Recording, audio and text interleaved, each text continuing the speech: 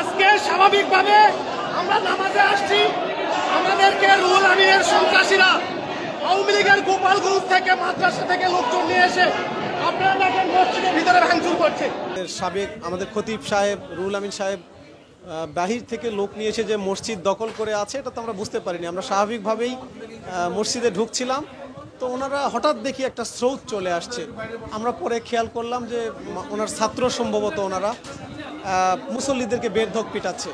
আমি পরে ঘটনা যেটা আমরা বুঝতে পারলাম যে উনি যখন খুতবাতে দাঁড়িয়েছেন তখন উপস্থিত মুসল্লিরা ওনাকে অনুরোধ করেছে যে এখনও শহীদদের রক্তের দাগ শুকায়নি, আপনি খুতবা দিতে পারেন না। তখন তার ছাত্ররা একেবারে মসজিদের মূল চত্বরে ব্যাপক হাঙ্গামা করেছে, জুতার যে বক্সগুলো ছিল সেগুলো দিয়ে হামলা করেছে, গ্লাস ভেঙেছে, গ্লাস দিয়ে মেরেছে, এরপরে পাইপ ছিল, এগুলো দিয়ে মসজিদের ভিতরে তারা অতর্কিত হামলা চালিয়েছে। মুসল্লিদেরকে আক্রমণ করেছে, মুসল্লিদেরকে মসজিদের মধ্যে মেরেছে।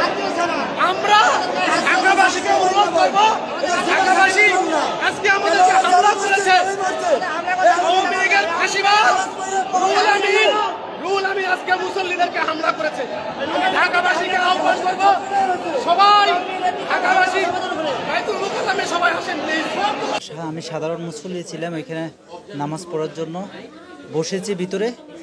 একজন ইমাম খতিব এসে আলোচনা শুরু করছে।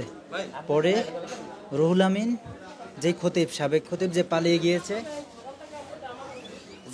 গিয়েছে সে কিছু 300-400 লোক নিয়ে আসছে দখল করার জন্য, এই মসজিদটা দখল করার জন্য। কিন্তু সে তো পালিয়ে গিয়েছে, এসে আমাদের উপরে তারা হামলা করছে যারা আমরা ভিতরে ছিলাম।